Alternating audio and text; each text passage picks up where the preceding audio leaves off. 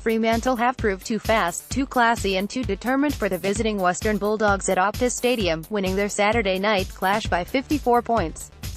Right from the beginning, the Dockers looked switched on. While the midfield contest was even, Freo were much more purposeful with the ball.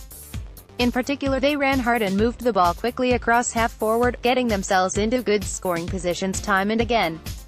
As a result, they found it much easier around goal, kicking 4 goals straight to the Dogs' 1 goal 2 behinds. The Dogs were keen to respond in the second term, booting the first 2 goals to bring themselves back within a kick.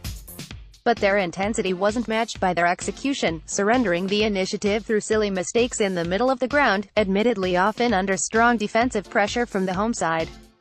After missing some chances, the Dockers got on top once more, and a brief storm created slippery conditions. The Western players, perhaps too used to the comfortable confines of the Docklands, struggled even more to hit targets. Freo extended their lead back to 3 goals by halftime, but they were just warming for what would be a decisive third quarter. Right from the beginning of the second half, the Dockers looked even sharper and hungrier, and the Dogs even more listless than either team had in the first 2 quarters. Freo were well on top in every department, winning the ball out of the middle, and setting up good shots at goal through their pace around half-forward. And on the rare occasions when the Dogs had a chance to clear, they would inevitably come unstuck in the middle of the ground where they faced relentless tackling pressure and an empty forward line. The Dockers piled on the goals, kicking 6 of them before their opponents troubled the scorers. Some of the stats late in the quarter were scarcely believable, almost 90% of forward half territory and every inside 50 bars won until the last 2 or 3 minutes. When the third quarter siren rang out, the Dockers held a 50-point lead and it was clear the contest was over. The last stanza was a rather less intense affair, with quite a lot of open play and a fair number of goals at either end.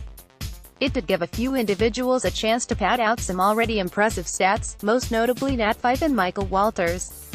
The Freo captain had 43 touches, and some of them were very classy indeed. Walters for his part kicked 5 goals, including a couple of beauties. The Dockers had virtually no passengers tonight, but Nathan Wilson, Cam McCarthy and young Adam Serra were some of their other better performers. One sour note for Freo though, was the loss of Matt Taberner to a lower leg injury in the first term, after he'd made a great start to the match.